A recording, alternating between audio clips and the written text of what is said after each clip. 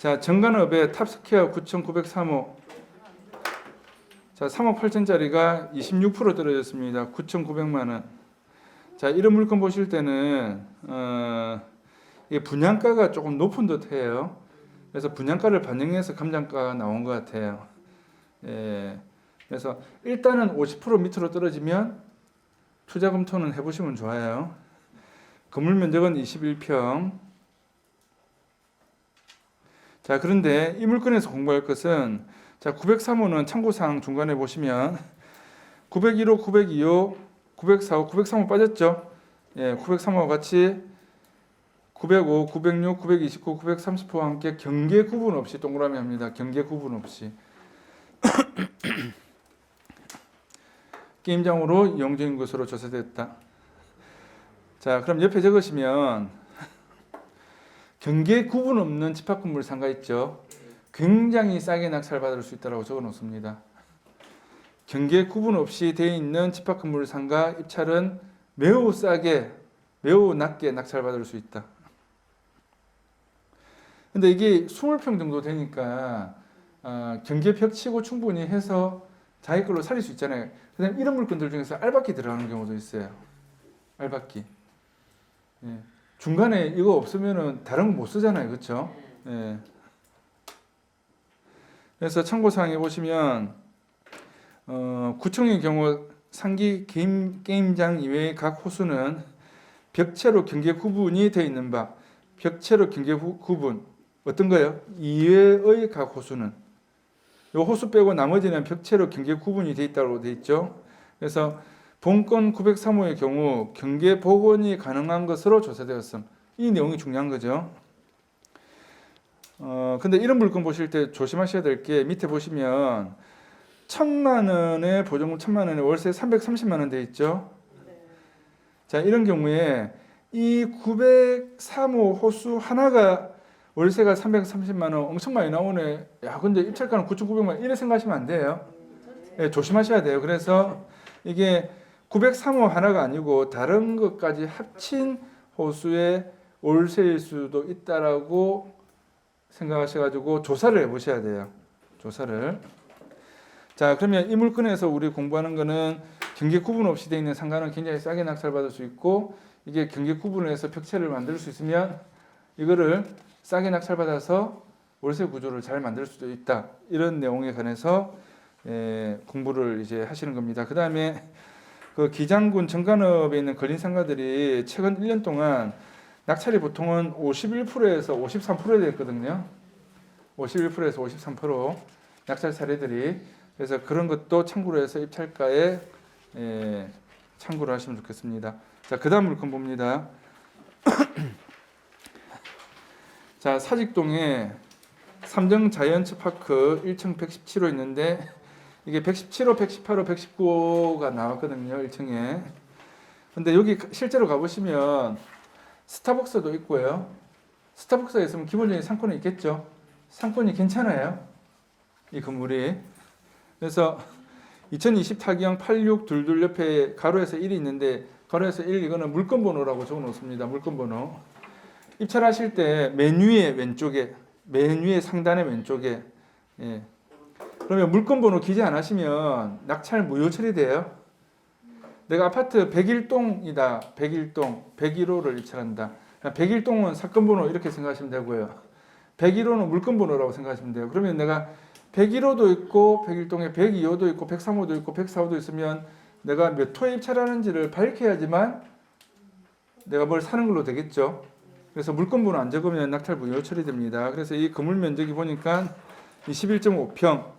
근데 일단은 절반까지 떨어졌죠. 51%. 그러면 만일에 예를 들어서 117호, 118호, 119호 3개가 진행되는데 어저께 수업할 때 누군가가 이거 3개를 다 받아가지고 자기는 어떤 브랜드 이제 옆에 스타벅스도 들어가 있으니까 어떤 브랜드를 넣어서 뭘 하려고 한다 이렇게 이야기를 하시는 거예요. 그래서 제가 그분한테 그렇게 해서 제 회사에 의뢰해서 하셔도 좋지만 그럴 것 같으면 이게 하나의 금액이 6억이 넘으니까 3개 하면 돈이 거의 20억 돈이잖아요. 그래서 그럴 바에는 건물을 사시라고 했어요. 그냥 제 스스로 생기는 것만 생각하는 게 아니고 그 고객의 입장에서 움직여야 되는 거죠. 그래서 그리고 만일에 꼭 그렇게 막 하고 싶어가지고 생각이 있으시면은 그러니까 현장을 벌써 갔다 오셨어요. 그분이 부산에 계신 분이 아니고 이제 시외에서 멀리서 저 경북 저 위에서 한 번도 안 빠지고 수업 한 번도 안 빠지고 1월 달부터 수업 저한테 계속 듣고 계시거든요. 재력도 좀 있으신데 그래서 그 1년 장기 수강 등록 끊으셔가지고 지금 계속 오시는데 그래서 제가 물건 자료 드리면은 현장 보고 또 저하고 의논하고 막 그러시는데 이제 이 물건을 입찰을 하고 싶어 하시는 거예요. 그래서 만약에 꼭 입찰을 하려고 하시면은 중간에 끼어져 있는 호수는 조금 더 높게 써라 라고 말씀을 드렸어요. 근데 만약에 117, 118, 119가 있으면 예를 드는 겁니다. 118호가 중간에 끼어 있다. 그럼 중간 거를 똑같이 금액으로 입찰하면은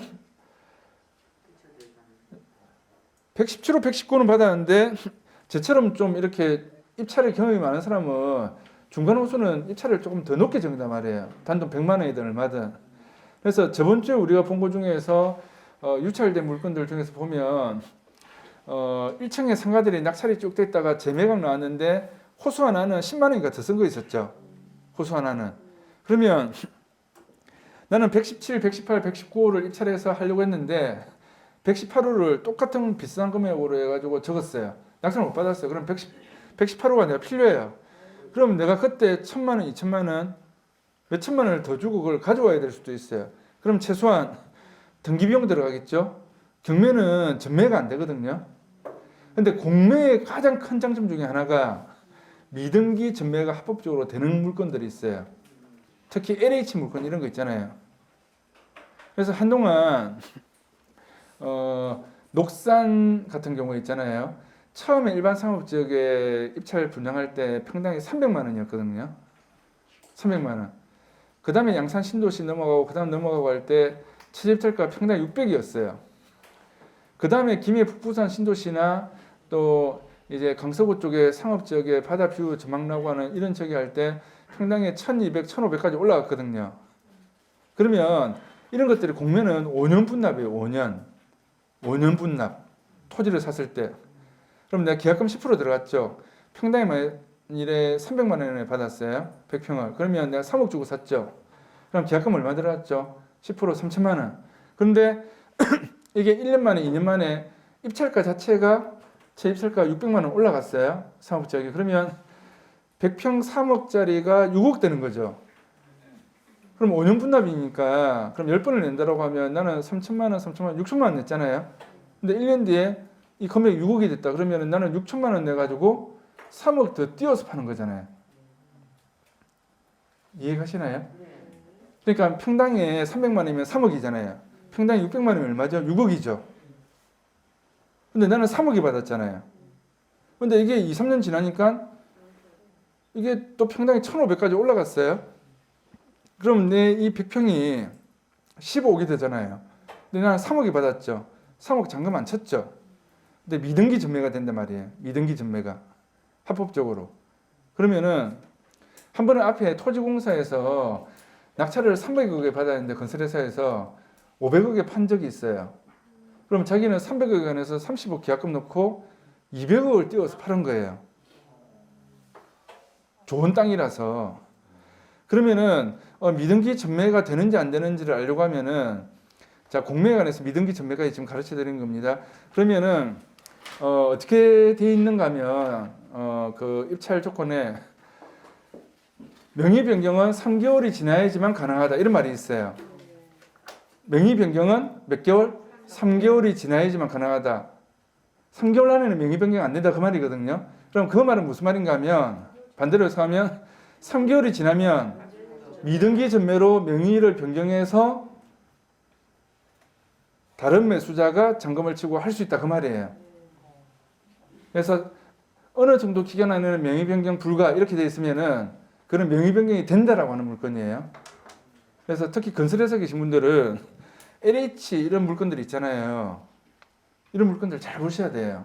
이런 물건들 잘 보시면은 돈 되는 것들이 있는데 문제가 내가 건설해가지고 건축해서 돈 버는 것보다 미등기 전매로 넘겨서 하는 수익이 건물 짓고 건설하고 하는 것보다 수익이 훨씬 더 나을 수도 있어요. 예. 자, 그러면 경매 같은 경우에는 제 같은 경우에 보면 제가 낙찰받아서 했던 것 중에 통계적으로 따지면 10개 중에 한두 개는 10개 중에 한두 개는 제가 낙찰받았어요. 실제로 수정동에 상가를 낙찰받았어요. 제가 102호를 낙찰받았는데 102호 받은 사람이 102호가 필요로 해요. 그래서 그 할머니가 자기한테 팔아라 이렇게 된 거죠. 근데 나는 101호에 관해서 입찰보증금 10% 들어갔죠. 보통은 입찰보증금보다는 더 받거든요. 예를 들어서 내가 입찰보증금에 1,000만 원 들어갔다. 1,000만 원. 그러면 자기는 만약 1억이다 하면 1억에 관한 등기비용 500만 원 들어가죠. 그럼 내 입찰보증금 1,000만 원 들어간 거 플러스 1,000만 원 하면 저한테 1,000만 원 더 주는 거죠. 그런데 나는 한 달도 안 돼가지고 1,000만 원 더 버는 거잖아요. 그러면은 경매는 명의 변경이 안 되거든요. 그러면 매수자가 잔금 9천만 원을 쳐요. 잔금 9천만 원을 준비해서 잔금 9천만 원을 준비해서 그러니까 A가 낙찰받았으면 A한테 돈을 주는 거죠. 9천만 원 플러스 등기비용 주고 등기 접수를 A라는 사람이 소유권 이전 등기 접수를 하면서 바로 동시에 서류를 같이 넣어요. 동시에 B라는 사람이 소유권 이전 바로 되는 서류를 같이 넣어서 A 등기 이전하면서 B로 등기 이전을 동시에 하는 거죠. 그럼 문제가 없겠죠.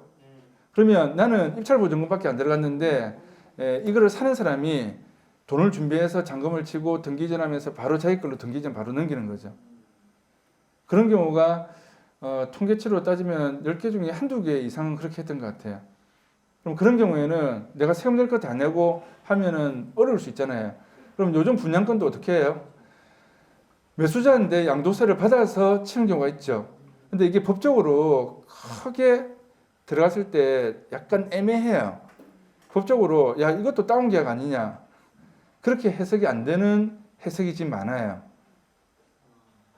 그러니까 매수자인데 세금까지 받아서 내가 낼 세금을 받아서 이렇게 분양권 전매할 때 잔금 치는 거 있잖아요.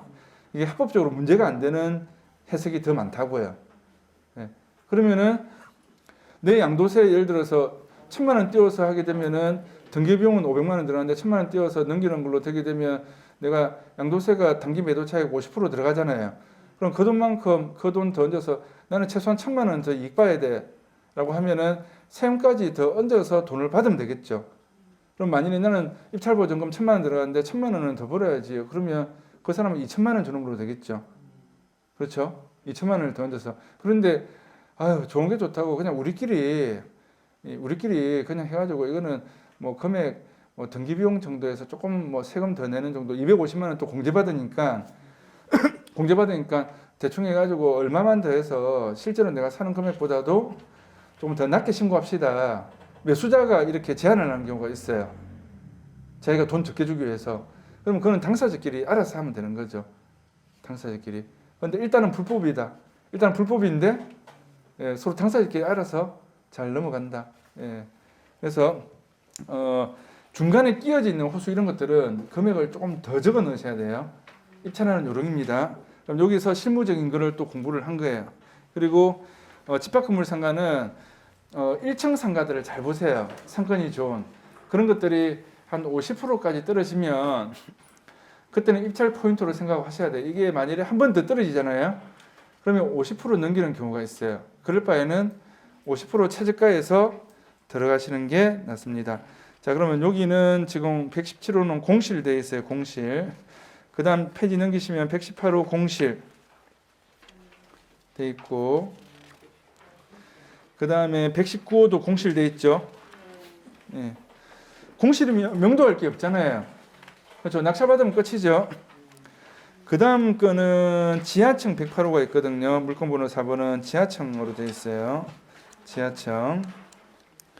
요 지하층은 이제 임차인이 있네요. 예, 500에 20만 원. 그래서 이렇게 물건이 여러 개 나올 때는 이 감정평가서에 보면 도면이 나오거든요. 몇 호 몇 호의 위치를 잘 보시고 하시면 되겠습니다. 자, 그 다음 물건 보겠습니다. 대연동 자, 이거는 9,200만 원짜리의 그 농지가 26%까지 떨어졌습니다. 파산자 주 3익에서 소유자 채무자로 있다가 된 겁니다. 그래서 사건명은 임의경매 청산을 위한 형식적 경매. 동그라미에 넣습니다. 청산을 위한 형식적 경매. 그래서 파산자 주 3익, 파산관제인 동그라미 합니다. 파산관제인 물건들을 잘 보시면은 돈 되는 것들을 찾을 수가 있어요. 중간에 보면은 2종 일반 주거지역 되어 있습니다. 전 46평. 이거 그 3익거리는 아파트 황산터널 이쪽에 그래도 아파트 세대수가 3,000세대 넘거든요. 그쪽에 있는 땅이에요. 자, 참고사항에 보시면 지목은 전이나 임야 상태이고 청량이 필요하다고 되어 있죠. 땅은 하시고 나면 청량을 좀 하시는 게 좋아요. 자, 그런데 이 물건은 하나 적어 놓으시면 농지 취득 자격 증명 제출할 필요 없는 것으로 조사되었다라는 내용이 있습니다. 그냥 적어 놓으세요. 제가 말씀드리는 거예요. 예. 농지 취득 자격 증명 제출할 필요 없는 것으로 조사되었다. 그래서 이거는 법원하고 한 번 더 확인하셔가지고 하시면 되겠습니다. 그러니까 지목하고 현황하고 틀린 경우에 이런 경우도 있어요. 농지청 제출 안 해도 됩니다. 이거는 파산 관제의 물건 이런 것들 보시면 돈 되는 물건들이 많다. 그래서 파산 관제의 물건 중에서 해가지고 대박 터진 것 중에 하나가 경성대학교 옆에 보면 도서관 옆에 보면 삼정거리 있거든요. 원룸 지은 거. 이게 파산 관제의 물건을 굉장히 싸게 사가지고 거기에 원룸 지어서 대박 터진 거예요. 그때 금액이 진짜 얼마 안 됐거든요. 한 20매덕인가 이랬는데 그거 사서 뭐 20억 벌었겠어요? 훨씬 더 벌었죠. 그래서 삼정에서 그거 짓고 나서 나중에 보니까 오피스텔이나 이런 거 지어서 분양 대박 터지고 한 사례들이 되게 많았어요. 예. 그거 하면서 저는 그때 공약을 삼정한테 센츄리 사라, 센츄리 21센츄리. 자, 삼정의 분양가가 얼마인데 센츄리는 한 20년 동안 금액이 변동이 없었거든요. 20년 동안 무조건 센츄리 가격 오른다. 그래서 제 친구가 어릴 때 초등학교 친구가 센츄리 가지고 있다가 팔라고 하길래 21센츄리 그게 호실이 한 500개 넘거든요. 그리고 참 이쁘게 잘 지어놨잖아요. 예. 그런데 제가 팔지 마라 무조건 오른다 했더니 바로 그냥 한 2배 뛰어버렸어요. 삼정거리인이 지으면서 센츄리도 같이 뛴 거죠. 그 분양가가 있으니까. 그러니까 그런 부동산 흐름을 아셔야 돼요. 그러면 재개발 재건축 아파트가 생기고 신축 아파트가 생기면 인근에 있는 아파트 가격은 어떻게? 무조건 올라간다. 무조건. 인근에 있는 구축 아파트는 바로 옆에 새 아파트가 있는데 똑같은 시장, 똑같은 초등학교, 똑같은 버스 정류장, 똑같은 지하철 탄다. 이러면 무조건 최소한 한 10%에서 20%는 무조건 올라간다. 예, 이렇게 그런 논리를 알고 가셔야 됩니다. 시장 흐름.